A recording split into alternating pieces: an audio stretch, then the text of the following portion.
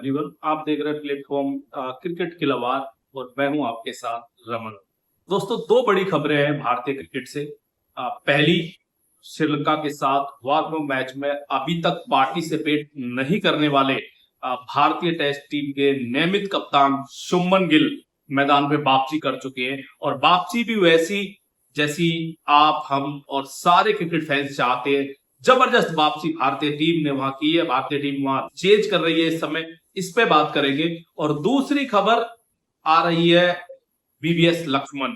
VVS Lakshman आप सभी जानते हो कि सीओई के हेड हैं। बीसीसीआई के जो साकिया साहब हैं, उन्होंने आज सीओई का दौरा किया और एक बड़ी चर्चा है इंजरी को लेके भारतीय क्रिकेट में जिस तरह से उथल पुथल मची हुई है। साके साहब ने आज उसी के रिगार्डिंग एक दौरा किया है सीओई का और उन्होंने मीटिंग की है बीवीएस लक्ष्मण के साथ। और उसके बाद प्रेस कॉन्फ्रेंस में बीवीएस लक्ष्मण ने कुछ बड़े बयान, कुछ बड़ी बातें कही हैं, उस पर बात करेंगे। लेकिन पहले बात करते हैं शुभमन गिल। शुभमन गिल जो कि उंगली की चोट की वजह से श्रीलंका के साथ इस जारी 3 दिवसीय वार्म मैच में हिस्सा नहीं लिए थे।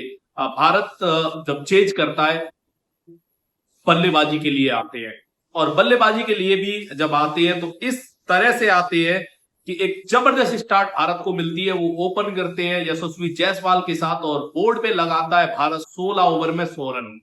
61 रन बना के जायसवाल रिटायर्ड हट हो गए। और जिस समय मैं अभी आपको ये खबर दे रहा हूं, जस्ट अभी अभी जो शुभमन गिल है 44 रन बना के 54 गेंदों में 44 रन की पारी खेलने के बाद वापस पेविलियन लौट गए, वो आउट हो गए। लेकिन एक चीज समझ में आती है कि अगर शुभमन गिल वापस आते हैं तो भारतीय टीम की जो सोच है उसमें अंतर नजर आया है, अप्रोच में नजर आया है। और जो ओपनिंग जोड़ी विफल रही थी फर्स्ट इनिंग में, वो इस सेकंड इनिंग में अच्छा करती हुई नजर आ रही है। शुभमन गिल के साथ इस समय बैटिंग कर रहे हैं। पहले पारी में पूरी तरह से फ्लॉप रहने वाले ऋषभ पंत जो कि 21 गेंदों का सामना कर चुके हैं, लेकिन अभी खाता नहीं खुला है। अब भारत क्या, ये जो 105 अभी भारत का बोर्ड पे स्कोर लगा हुआ है एक विकेट के नुकसान पे, और 102 रन और भारत को चाहिए यहां से अगर भारत को ये जो वार्म अप मैच है वो जीतना है। ध्रुव जुरैल बल्लेबाजी के लिए आए हैं, लेकिन ऋषभ पंत का फॉर्म भारत के लिए चिंता का विषय है। निश्चित तौर पे 21 गेंदों में खाता ना खोल पाना ये बताता है कि ऋषभ पंत किस तरह से प्रेशर में है, किस कदर उनपे अच्छा प्रदर्शन करने का दबाव है। लेकिन क्या होगा इन दी एंड, इसके बारे में शाम को हम बात जरूर करेंगे। अब बात करते हैं बीवीएस लक्ष्मण।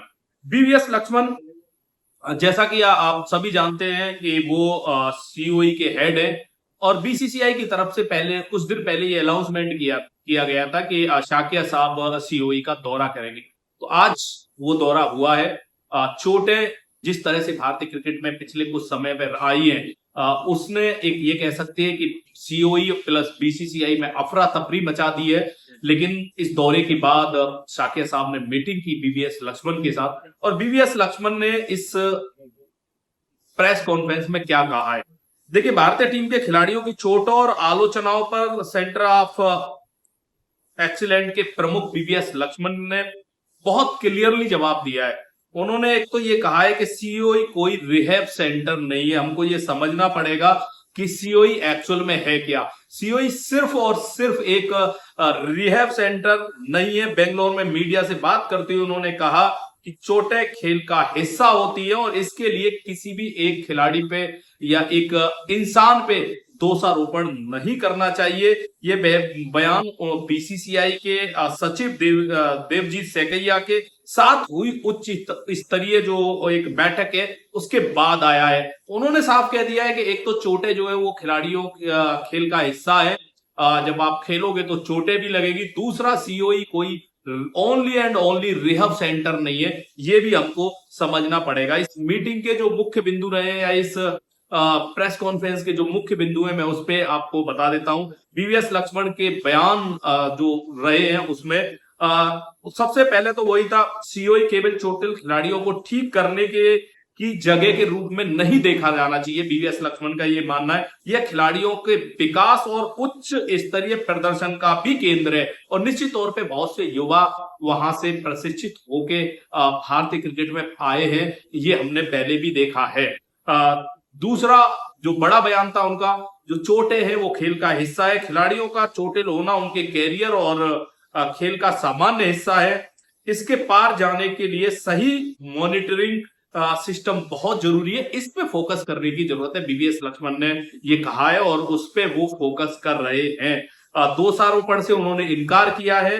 किसी एक व्यक्ति या विभाग को बलि का बकरा बनाने के बजाय व्यापक परिस्थितियां पे ध्यान देना चाहिए। बीवीएस लक्ष्मण को ऐसा लगता है कि भाई ये जो दोषारोपण एक दूसरे पे किया जा रहा है ये नहीं करना चाहिए, इस स्थिति और परिस्थिति से कैसे निकला जा सकता है उस पे हमको फोकस करने की जरूरत है। वर्तमान स्थिति और पृष्ठभूमि की अगर बात करें तो चोटिल खिलाड़ियों की जो सूची है वो लंबी है। जसप्रीत बुमराह, साई सुदर्शन, हर्षित राणा, नीतीश कुमार रेड्डी, वाशिंगटन सुंदर जैसे कुछ प्रमुख खिलाड़ी विभिन्न चोटों से जूझ रहे हैं। ये वो प्लेयर है जो आप कह सकते हो कि प्रमुख प्लेयर जो इस समय भारतीय टीम का हिस्सा होने चाहिए थे, लेकिन चोट की वजह से नहीं है। बीसीसीआई की समीक्षा जो हुई है इस दौरे के, उस पे अगर बात करें तो खिलाड़ियों की फिटनेस और रिहैब की स्थिति का जायजा लेने के लिए बीसीसीआई सचिव ने देवजीत सखिया साहब ने मुलाकात ये की है और निश्चित तौर पे ये कहा जा सकता है कि लक्ष्मण ने जो कहा है इसमें कुछ गलत नहीं है। सीओई को सिर्फ एक रिहैब सेंटर के तौर पे तो नहीं देखा जा सकता, लेकिन प्लेयर वहां रिहैब तो करते हैं।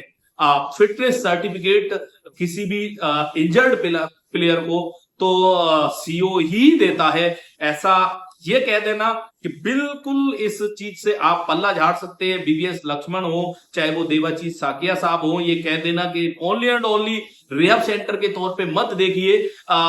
हमने पहले जिस तरह से सीओई ने खिलाड़ियों को विकसित करने उच्च स्तरीय जो वहां पे सुविधाएं हैं उसकी तारीफ भी हुई है, लेकिन अगर आप किसी डिपार्टमेंट किसी विभाग में अच्छा नहीं कर पा रहे हैं तो निश्चित तौर पे उस पर चर्चा होनी चाहिए और उस पर चर्चा की जा रही है।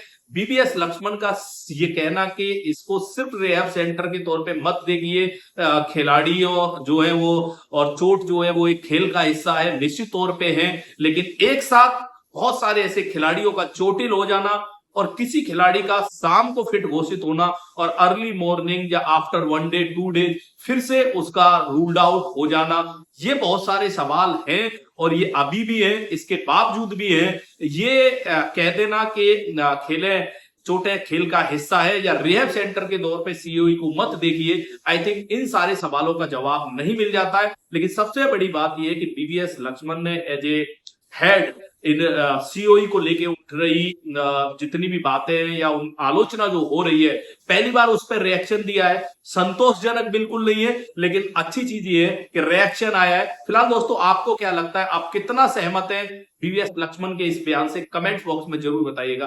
फिलहाल के लिए थैंक यू।